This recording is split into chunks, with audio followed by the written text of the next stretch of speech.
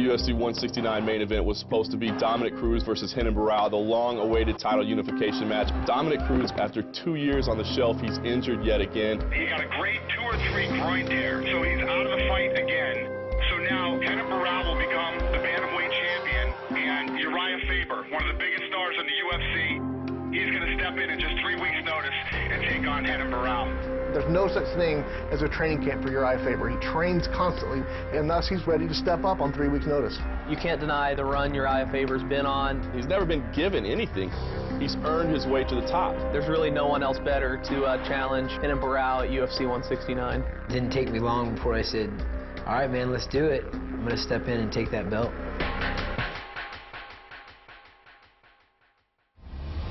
Undefeated in 8 years, Renan Barao defends his belt against former WEC champ Urijah Faber. Featherweight king Jose Aldo takes on a new challenger, vicious finisher Ricardo Lamas. And two-time UFC champion Frank Mir collides with ex-Strikeforce champion Alistar Overeem. This is Countdown to UFC 169.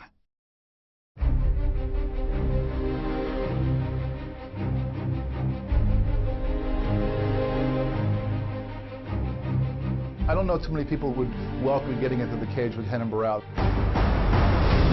Here's one thing about Renan Barao. He doesn't lose. That was a bad combination. He's been in a 34 straight undefeated streak. His only loss came in his very first fight. He was 18 years old the last time he lost. Now he's 26. You have to go back that far to find a blemish on Renan Barao's record.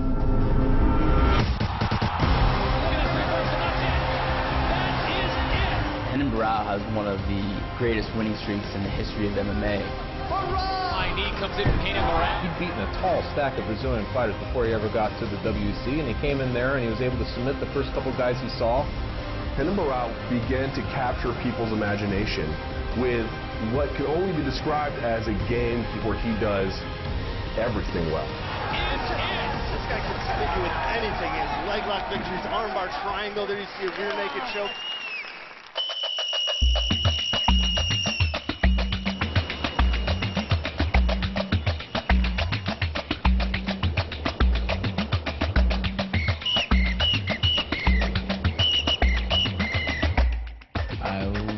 Descrevo assim, bem agressivo, né? Eu sempre tento lutar pra frente o máximo possível. Meu objetivo na luta é tentar nocautear ou finalizar a qualquer momento. Tempo!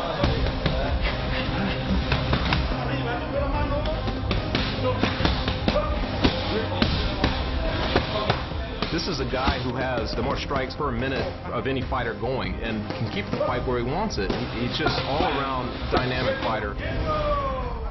É o sonho de todo atleta ter a oportunidade de poder estar mostrando seu trabalho, de poder estar lutando, estar representando sua equipe no maior evento do mundo, né? Renan Barao trains at Nova União, one of the best camps in Brazil. They have some amazing Muay Thai fighters there, some excellent Brazilian Jiu-Jitsu fighters and trainers. If you want to strike with him, he is all too happy to knuckle up. If you want to go jiu-jitsu with him, he's a black belt for one of the most elite camps in the world. And he can hurt you, and he's really, really a pressure guy. He can come right after you. So one of the challenges in facing him is to try to weather that storm, and not so many people are able to do that. A gente pensa como se fosse uma corrida, né? A gente quer estar no primeiro pelotão e que o segundo pelotão esteja uma volta atrás da gente. Então a ideia é sempre estar treinando cada vez mais. O garoto não para de melhorar, melhorar, melhorar, melhorar.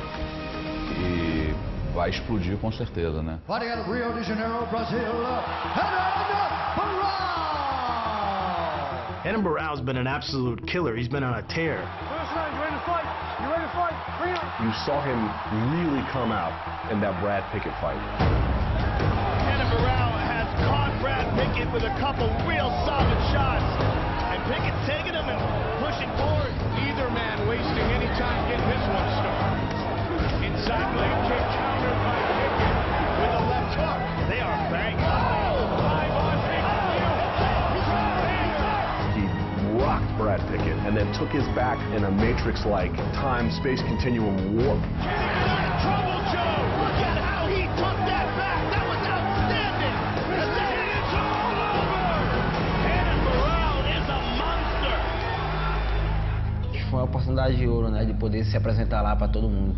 The thing about Renan Barao, it's almost like he gets better every fight. This is a huge test for Renan Barao. Can he take out a talented wrestler like Scott Jorgensen? Spinning back, kicks the body, flying knee. He's got the body lock. Let's see if he can complete the takedown. It's what balance Renan Barao has.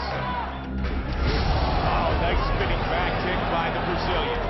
102 total strike landed by Renan Barao. It's cliche, oh, this guy is better every time we see him. No, Renan Barao literally is better every time we see him. Renan Barao moving one step closer to a shot at the title. And it's bad news in our UFC. Bantamweight champ Dominic Cruz tore his ACL in training, knocking him out of his UFC 148 title fight with Urijah Faber. Dadek me falou, né, que possivelmente podia lutar pelo cinturão interino porque ele sabia que o Dominic tinha se machucado. Get ready for the Ultimate Fighter live. All right, as everybody knows, Dominic blew out his ACL and cannot compete at UFC 148. So we are creating an interim bantamweight title, and Urijah Faber will face Barao. All right. Thank you. Square off, boys. O Faber, na realidade, ficou pedindo para lutar comigo, falou que era o melhor ranqueado lá, e o Faber é um cara que eu venho acompanhando de bastante tempo. E eu fiquei muito feliz, né? Eu acho que era hora de mostrar meu trabalho, de explodir pro mundo e pegar esse cinturão aí e trazer pro Brasil. Nice kick followed up by Mir. Nice knee to the body. Followed with the left hand. Nice straight right hand. Urijah does a great job. And here we see the leg kicks starting to land by Renan Barao, and a nice left hook behind it. Faber throws a right hand. There's a nice inside leg kick. Nicely done. Good uppercut by Faber. Oh! Oh! And now, the new UFC interim bantamweight champion of the world, Renan Barao. Graças a Deus eu tive a oportunidade de lutar pelo cinturão interino e sair com mais uma vitória. Se a gente tiver que se enfrentar de novo, eu vou estar aí bem preparado. Dana, I understand there will be big changes regarding UFC 169 Super Bowl weekend. What are they? Longtime bantamweight champion Dominic Cruz. He got a grade 2 or 3 groin tear, getting ready for the big fight against interim champion Renan Barao. So he's out of the fight again. So now Urijah Faber, one of the biggest stars in the UFC, he's going to step in at just 3 weeks' notice and take on Renan Barao. It was super unexpected to have Dana call me and offer me the opportunity to step in and fight for the UFC World Championship on 3 weeks' notice. I've never been out of shape my whole life. I've learned a lot of things in this world in my short time on the planet. Taking opportunities when they're given to you is something that you have to do. It didn't take me long before I said, all right, man, let's do it.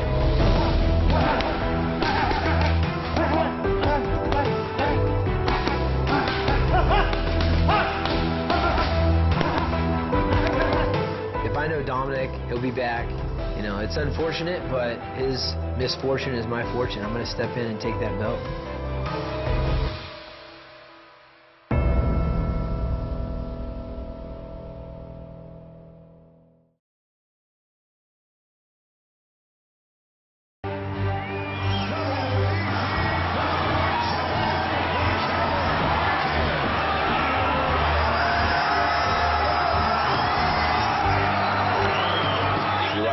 California kid, the former WEC champion, the former poster boy of the WEC. This guy was the face of the organization for many years.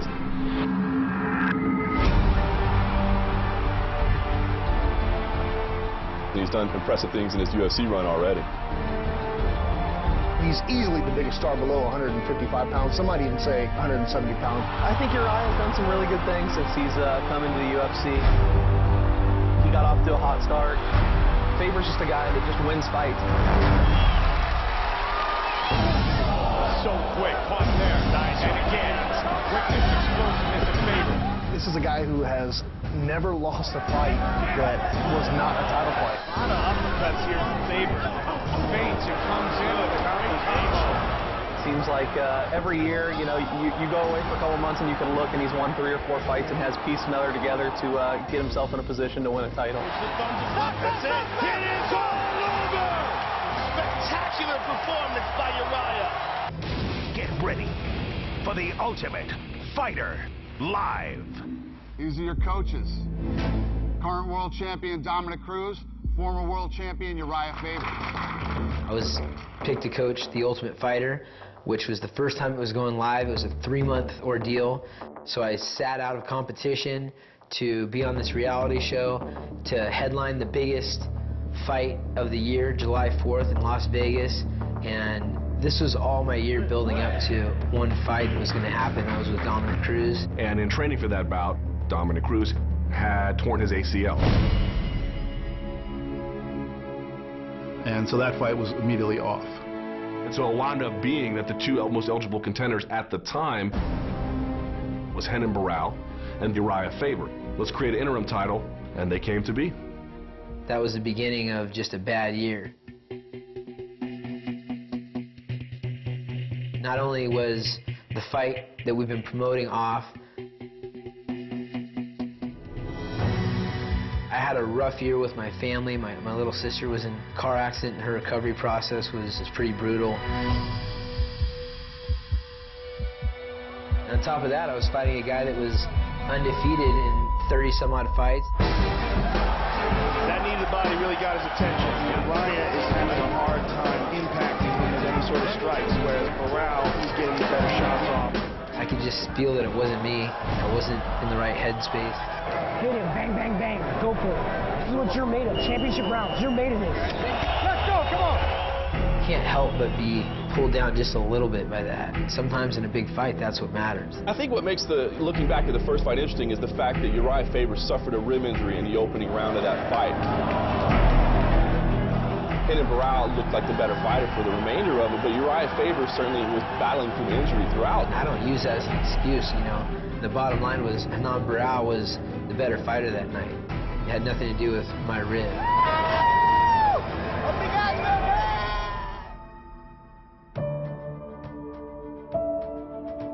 After that fight with Barao, I had to change my attitude. I couldn't think about the missed opportunities, and I had to get back to understanding like how lucky I am to be in a situation that I am, where I'm able to coach a reality show and fight on big cards and to afford the things that I can, help the people that I need to help.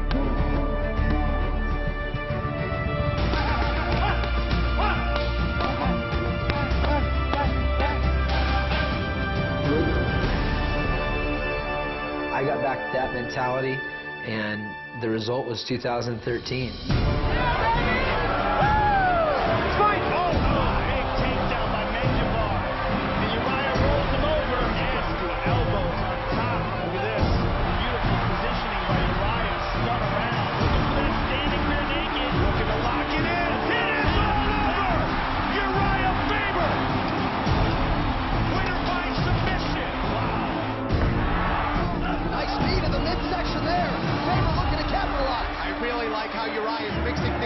Striking. And there is the tap, another submission victory for Urijah Faber, his second in the last 6 weeks. Take a look at that beautiful Uri. Look at that, beautiful job. Big elbow. And another. The California King, Faber.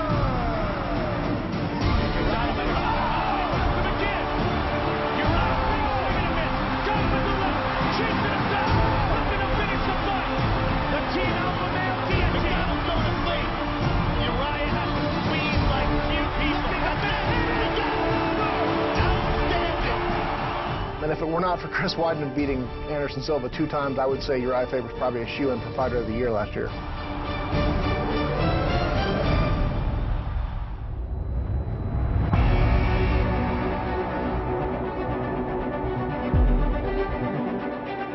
Urijah Faber is the leader of the Team Alpha Male fight team in Sacramento. I've been training here in Sacramento, Ultimate Fitness, my gym with my team, Team Alpha Male.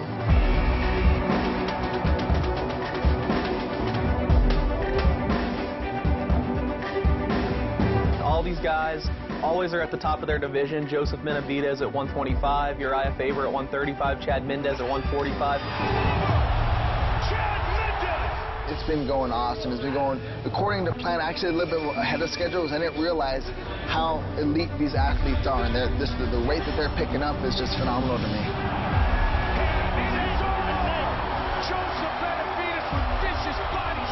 A lot of credit is being given, and rightfully so, I think, to Dwayne Bang Ludwig, who's come in and kind of helped revamp the Team Alpha Male system. And it's paid some pretty big dividends. Team Alpha Male had a great year in 2013. Guys, check it out. Get the if you want. I'm just excited about the future for our team. This is just the very, very beginning. All the things that we want, the belts, all the gold is coming in the future. Urijah Faber's overall martial arts skill has improved in every asset. His conditioning, his timing, his reactions, his Thai boxing, his jiu-jitsu, his wrestling. Every area of the game, Urijah Faber has improved. There's no doubt in my mind that this is the best fighter I've ever been. I feel like I'm in tip-top physical shape. I think the familiarity between these two opponents makes it a very interesting matchup, because I think the first time around, maybe Urijah didn't necessarily know everything that Renan Barao was capable of doing. I certainly expect Faber to have a little more success than he did the first time around. I don't know if that necessarily means he could knock off Renan Barao, who's just relentless and is going to come forward and keep pressuring him. The reality is you have to kind of favor Renan Barao. Renan Barao sort of assumed the mantle and then defended it over and over again, and not against nobodies, against very good, credible challengers. Oh my! The spinning back kick, he's hurt. He hurt him big time. We tried this. It is all over.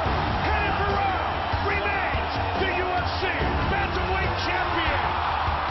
Eu vejo ganhando essa luta aí, eu vejo sendo campeão absoluto e vejo aí nocauteando aí no máximo no quarto round. It means everything to me to have that belt. If all goes as planned, I'll be walking away as a champion, and that's what I want. To take a fight against the best 135-pounder in the world on this short a notice shows that Urijah Faber's confident in himself, and that this opportunity means a whole lot to him. Even though he's taking this fight on short notice, he's the kind of fighter that stays ready so he doesn't have to get ready. Faber's an utter professional. He is constantly in shape, and thus he's ready to step up on 3 weeks' notice. I think he is going to become the bantamweight champion at UFC 169. I'm pumped up about this fight. I think we're going to get a Fight of the Year candidate. Urijah Faber versus Renan Barao could be a classic.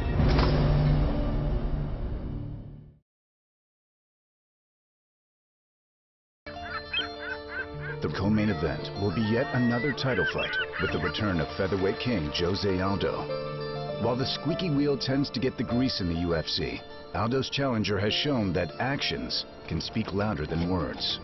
Ricardo Lamas has been kind of like the Where's Waldo of the UFC. There's a guy that's one of the toughest guys in the division, but the average fan hasn't really seen him. Ricardo Lamas is a guy who has had some of his best work done kind of in secret. He's not a guy that draws headlines. He's not in the media. He's just an unassuming guy who happens to be one of the toughest 145-pound fighters in the world. Ricardo Lamas is a guy who's somewhat flown under the radar, but he's been flying under that radar while winning fights in pretty impressive fashion. You know, I think one of the reasons a lot of people don't know my name is because I'm not one of these loudmouth fighters that, you know, talks a lot outside the ring. You could be a big mouth guy and shoot off at the mouth, but if you get in that octagon and lose, then, you know, it's all for nothing. So I like to talk on fight night. Here we go. Featherweight battle between Bryce and Lamas. Got rocked. When he is in a position to deliver offense of the kind he prefers, it's devastating. Trying to finish. It's it. Ricardo Lamas trying to finish his fight. Bryce trying to survive. It is all over. When he fought Cub Swanson, I believe he was losing that fight on the scorecards. He came out in that second round, and he dominated the fight from that point on. And he's going for an arm triangle. Lamas going for an arm triangle. It's very tight. Very tight. It is all over. That's something that's rare in the fight game. As a fight is going, a guy picks up something more. He just has that extra gear, and he also has a lot of heart. Ricardo Lamas' last fight was against Eric Koch. Everybody was thinking within the next little bit of time we might see Eric Koch in a title fight. Eric Koch was even linked into a title fight there for a while with Jose Aldo. Okay, you got by Cub Swanson, good on you, but you're not going to get by Eric Koch. I think there was a lot of folks who felt that way. I think Koch was a guy who everybody thought as one of the next big things. These two men want to make a huge statement for the UFC brass that they should be next. Well, Lamas took him down, took him out. Oh, big right hand! He delivered, finishing him decisively. Finish the fight. Lamas got him hurt. Big elbow by Lamas. Wow! Lamas! It looked like he had rearranged, and I mean this literally, Eric Koch's face.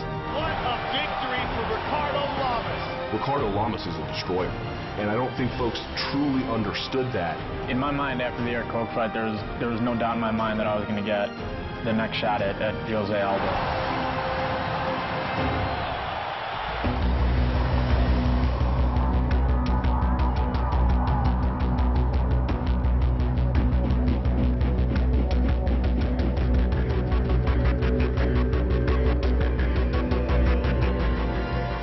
UFC, it isn't a great idea to not be all over Twitter. It isn't a great idea to not be, you know, a shameless self-promoter. Where are you at, George? Jose Aldo, we got some unfinished business. My belt, your belt. I'll fly to your house, I'll hire a ref, and we'll do something about it. I'm ready. Whenever you are, sweetheart. 60 G's, baby!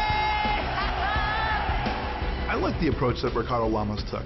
I'm not a big guy about squawking and going out there on Twitter trying to like sell yourself. You know, being a professional athlete means something.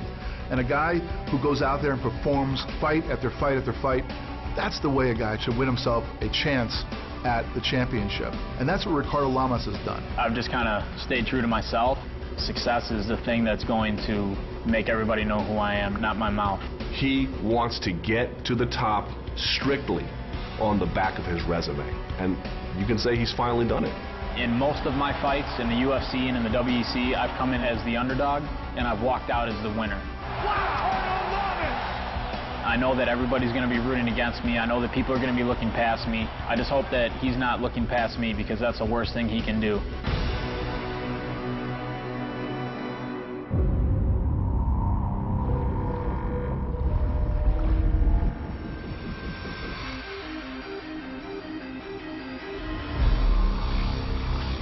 Jose Aldo is one of those fighters that just has a mean streak.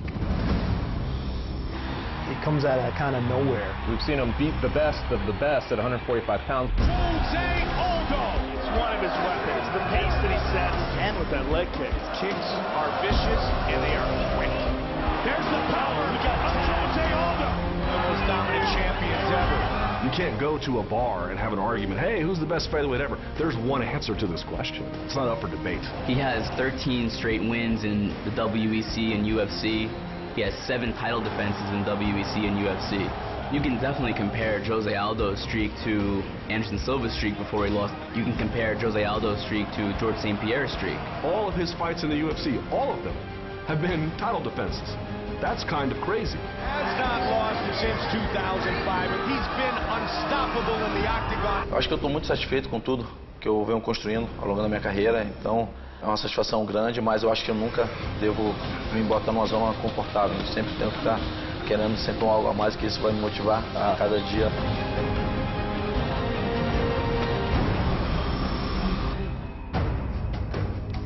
I remember WEC 34 when he debuted. We didn't know much about him. And the fight, he was already doing these whipping leg kicks. He was showing his range. He was hard to take down. But when he was able to finally get the victory, I remember him jumping up on the cage, and he did a backflip off the 6-foot railing and just landed. And I remember that being an explosive moment where you're like, this guy is extremely athletic. Oh, look at that knee from Aldo. This is the opening he was looking for, and that is it. Jose Aldo's left the building. Jose Aldo has run completely out of the cage. Jose Aldo is one of those guys who brings almost a sublime sort of presence into that octagon. Jose Aldo was going to make a dash for the fans, and he decided to stay in the cage. You know he wants to get up there and mix it up with everybody. He has this ability to be explosive, just kind of out of nowhere, and finish a fight. One of these men will probably get a shot at the champ, and right off the bat, it is over. It is absolutely over. Mike Brown in the WEC was just clubbing people. A bruiser, could go in there and control guys, and ridiculous punching power for that division, and Jose Aldo just toyed with him. Jose Aldo now is just teed off on Mike Brown. And that's it. Steve Mazzagatti ends it. When he finished Chad Mendes in Brazil. Oh! That's it. Trying to finish it. And it's all over. Catching him with the knee right before the round ending and running out of the cage before inspectors or anyone could stop him. Jose Aldo knocks out Chad Mendes and remains He just ran out of the octagon and ran right into the crowd. That was one of the most craziest moments that the sport's ever seen. Beating Frankie Edgar, who was a former lightweight champion. I mean, his resume is filled with the who's who, the killers. Eu sempre, quando coloco a cabeça no travesseiro, vejo que eu tenho muita coisa ainda para conquistar. Sou novo, mas eu acho que o caminho ainda tem muito longo a percorrer. So one of the interesting things about this fight night is that Jose Aldo and Renan Barao both train together.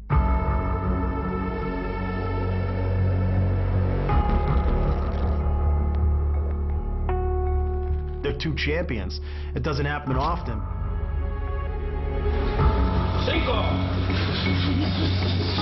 These guys go against each other in training camp all the time. Well, I think when you look at two guys like that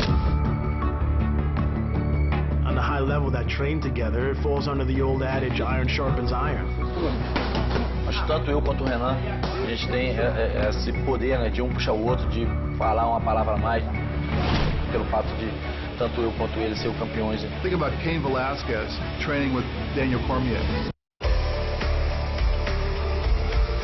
Cormier goes out to fight somebody, and he's thinking to himself, I fought a tougher guy in my gym. I'm fighting Cain Velasquez every week. I think that both Barao and Aldo can say the same thing.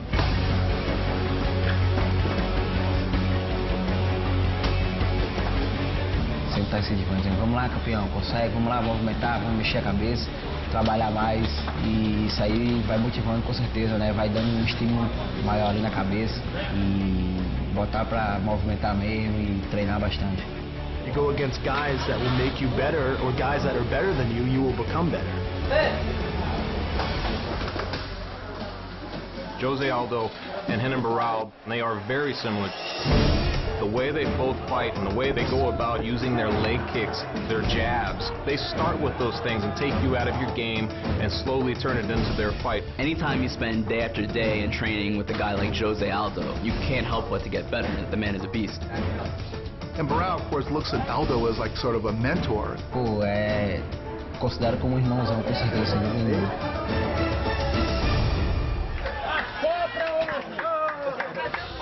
Mais tarde, se quiser lá na Feijão, vamos já conversar antes. É hoje ele vai fazer? É mesmo? Maneiro, bro. Vamos comprar um preço. It's great for them. They have a family atmosphere. They get a share in this pressure too. É um momento marcante, é uma disputa de cinturão entre dois nossos, né, principalmente da Nova União, mas esse momento vai ser especial, é um momento marcante, onde que, se Deus quiser, tanto eu quanto ele, a gente vai continuar sendo campeões. It's a great situation for them to be in, and honestly, if they're able to both leave with the gold, I would think you'd have to look at Nova União as the best gym going at this point.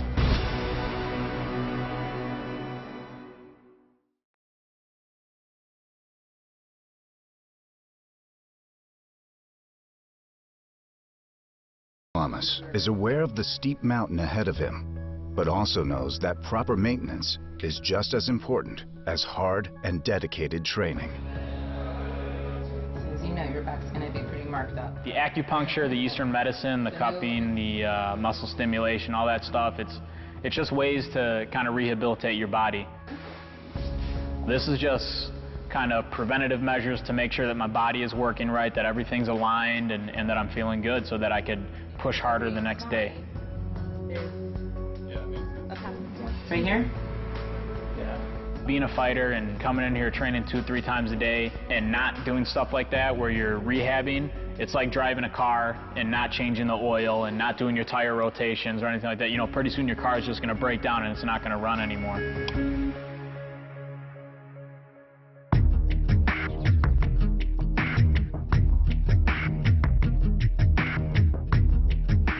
train at 2 gyms. When I'm in Illinois, I train at Top Notch MMA in Villa Park. And then when I'm in Miami, I train with MMA Masters. It kind of keeps me on my toes. I don't get used to the same partners during my whole camp. Basically, since we're preparing for a 5-round championship fight, we start 8 weeks out, a little bit more time to prepare, especially with this tough opponent we have. Everything we do is catered for this specific fight. We watch our opponent, we know his pros, his cons, and we exploit it. I mean, that's our job. For this fight, if there's one thing I'm not going to be, it's out of shape. I take my training very seriously. I'm the kind of guy that gets more confident the harder that I train. I'm pushing my body to the limit so that I'll be able to get in there in the ring with him and compete and win. I'll be ready for a 5-round fight easy. It's one of the toughest sessions I've had, and very few people have been able to last, but Rick, he's up for the challenge. Rest. He's gonna try to get on his knees, keeping him down. Throughout a fighter's career, he must work diligently on improving all aspects of his game. And for Ricardo Lamas, years of training in the century-old art of Brazilian Jiu-Jitsu would finally pay off. It's a very special day because when you promote someone here, it's because you guys work hard for that, you guys deserve it. The first fight I want to promote today, he's been a brown belt for 2 years. He has submitted UFC black belts. Ricardo Lamas, my brother. I wasn't expecting it, and I just got promoted to black belt by my sensei, Daniel Valverde, and I couldn't be happier, man. It's something I've been working for a long time, and it's finally here. The key to victory for Ricardo Lamas is getting the fight to the ground.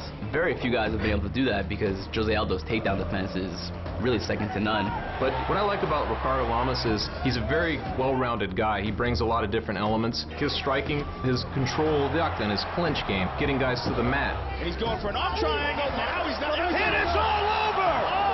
But when Jose Aldo keeps the fight standing, there really isn't many guys in the world who can hang with him. His Muay Thai is fantastic. He's so fast and he hits so hard. There's a lot of things you have to worry about when you fight a guy like Jose Aldo. He kicks hard, he punches hard. His timing is so good that, you know, those knees come up right when you're coming in for a takedown. Oh! That's it! Trying to finish it! He's strong. He's got good takedowns also that we saw in the fight against the Korean Zombie. Acho que o meu estilo pode casar com qualquer lutador. Acho que eu tenho um estilo diferenciado. Eu consigo lutar tanto em pé, no chão, onde a luta cair. Eu acho que isso é um diferencial meu em cima dos meus oponentes. If there's a path to victory for Ricardo Lamas, and there is, he has to take the fight late. Ricardo Lamas really begins to gain steam a little bit here. And as we've seen, Jose Aldo sometimes begins to coast a little bit when it gets late. And Aldo just took a big deep breath there, Mike. If Ricardo Lamas can find a way to get past that first, second, third round, he can take it to him in those 4th and 5th rounds. He does have the ability, but it's going to require him to rise to the occasion. A principal arma que eu acho que o Ricardo Lamas tem pode ser a força de vontade dele. Eu acho que a gente tem que respeitar sim fora, mas quando começa ali dentro, eu vou fazer o meu, que eu acho que é assim que eu venço as lutas.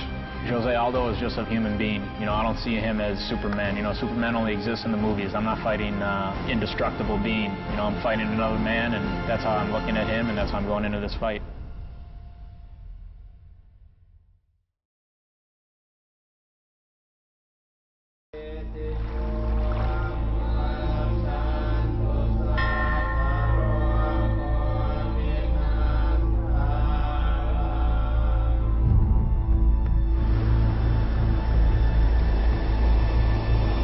Alistar Overeem was the K1 champion. He was the Strikeforce heavyweight champion.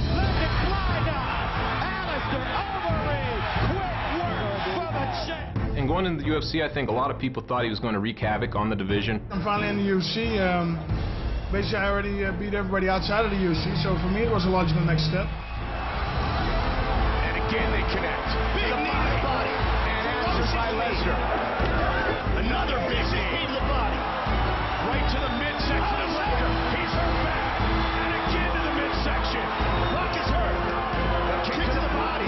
So much fight to the body. This is going to be it. That's it. No. It is all over. Making a guy quit while he's conscious from strikes is a very hard thing to do. It's one thing that Alistar Overeem tends to specialize in. He beat Brock Lesnar. He retired Brock Lesnar. Alistar Overeem retired Brock Lesnar. but we haven't seen that same Alistar Overeem. He is coming off of 2 losses in fights that he really should have won.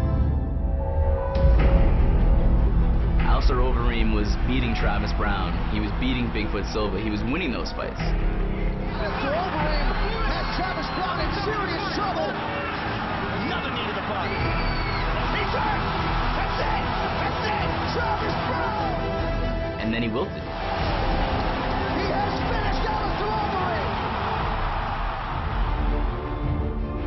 If Alistar Overeem won those 2 fights, we're having a totally different conversation. We're talking about Alistar Overeem fighting for the UFC title. He needs to win in the worst way. I think he's got to be motivated by that and that alone. There's a million things I could have done and I should have done. It's too much what ifs, and what ifs just make things complicated.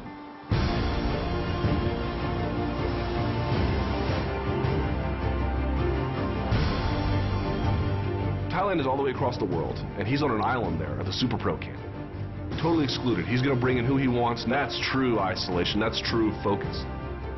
Been here over a month. I absolutely love it here. Excellent conditions, and I'm really feeling I'm peaking right now. He wanted to go back to his roots. He wanted to get back to his Thai boxing style. He felt he needed to go there, so it was important to him. It should be interesting to see how it translates into this fight. I have an affinity with Thailand. I've always had great results fighting out of here. I have full confidence that it's going to work in the future.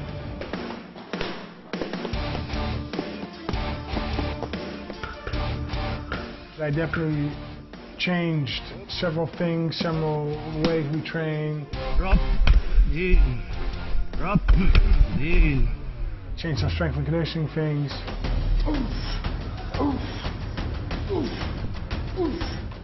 My energy is good. I'm healthy. I'm 100% fit. I'm 100% ready. I'm trying to win. My whole strategy will be designed to knock out Frank Mir.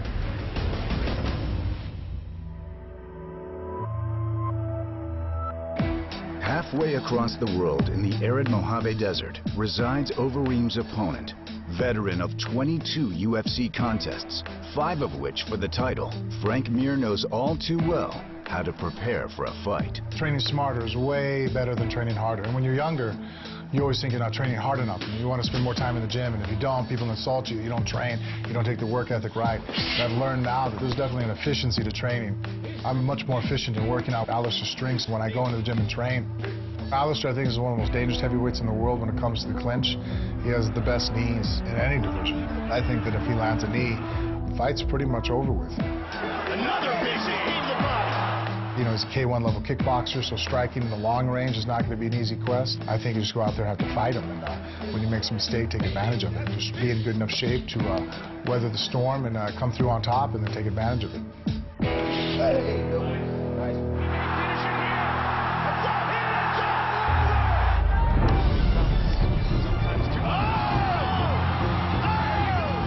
Frank Mir was a UFC heavyweight champion. He knows what it's like to compete at a championship level. Frank Mir is a guy who's just been with the company for a long time. We're talking about a guy that's been in the UFC over 12 years, let alone 12 years in the heavyweight division. As Joe Silva likes to say, Frank Mir is when technique meets horsepower. That's the kind of guy he is. You talk about Frank Mir, he's one of the most gifted Brazilian Jiu-Jitsu practitioners in all of the sport. He's going for a footlock. He's to the leg. He did it again. In the Nogueira fight, it seemed like Frank Mir, he wasn't having the greatest fight. He connects again.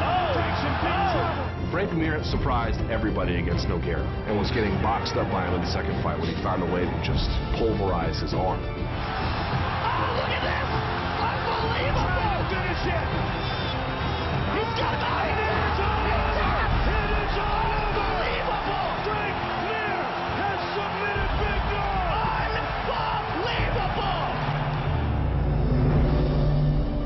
But Frank Mir is struggling right now. He's on a losing streak. He's so explosive, and the pace and pressure he keeps right here is what has made him successful. Santos by knockout! Wow! Frank Mir fought Josh Barnett at UFC 164. 2 of really the best heavyweights of all time. And everyone thought, oh my God, this is going to be great. It was going to be catch wrestling versus jiu-jitsu. And it wound up being none of that, although still very entertaining. Oh, nasty elbow in tight. Oh, big knee! Mir pops right back up and says, "What happened? I'm fine." Frank is upset here. He thinks it's a premature stoppage. He jumped back up and he doesn't look hurt now. Was it a quick stoppage? Frank Mir might have a point about that. You gotta let us fight. You know, I didn't sign up for a tennis match. When the referee came in, there was never an opportunity for me to show him if I could or couldn't intelligently defend myself. The fans got robbed. I got screwed over on the fact that I trained so hard for that fight to keep up a pace. You know, if you were at work and doing a project and I walked in and grabbed your keyboard and threw it across the wall, you probably wouldn't be the happiest guy for a few minutes either.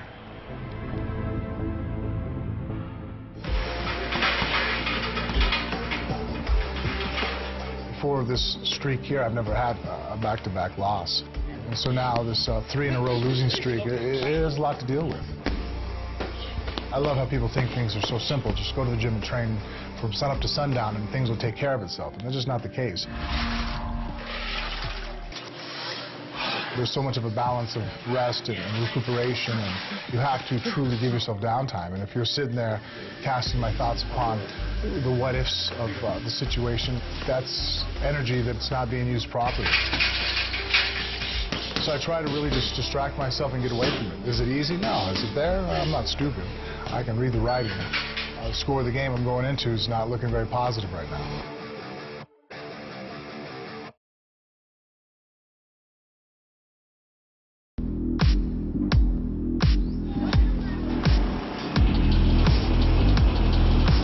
I'm training at the ice of Koh Samui, Thailand.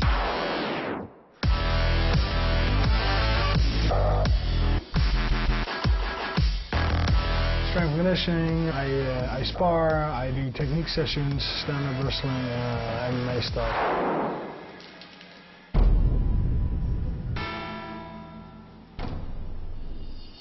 I get massaged. You kind of get to know your body better the way you get older. You learn more. I have no injuries now. I'm fully motivated. I still have a good 6 years in me, 3 to 6 years. And as long as you keep the pleasure in, it's just great.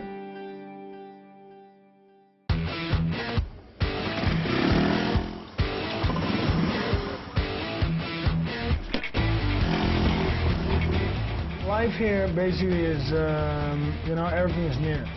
You drive on a scooter. You can go by car, but scooter is just more easy.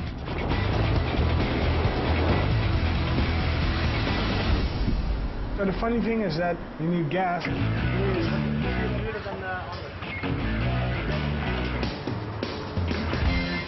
Some guy selling gas on the corner of the street. You need it, you go there. We had a hard week at camp. So today we're gonna take that baby out for a drive and just have a nice relaxing day in the sun.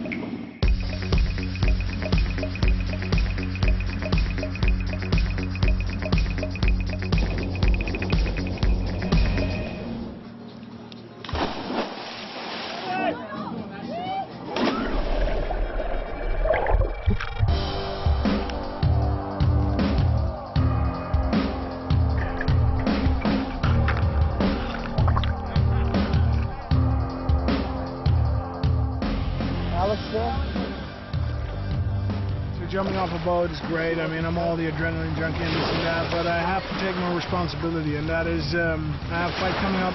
I don't want to jeopardize any injury. Yeah, I know. Frank Mir definitely is going to be a challenge. He's got a lot of experience. He's very tricky. And again, we have to realize that if you're in the fight business, if you're a fighter, you're going to lose sometimes. And, you know, it's my job not to make it me.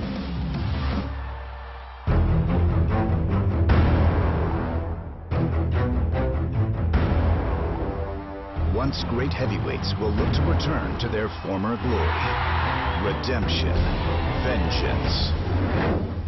The featherweight king will welcome yet another challenger. One with the ability to inflict the sort of damage necessary to attain gold. And two of the sport's hottest fighters will meet again. The now undisputed champ meets an unexpected challenger. Always ready. Always willing.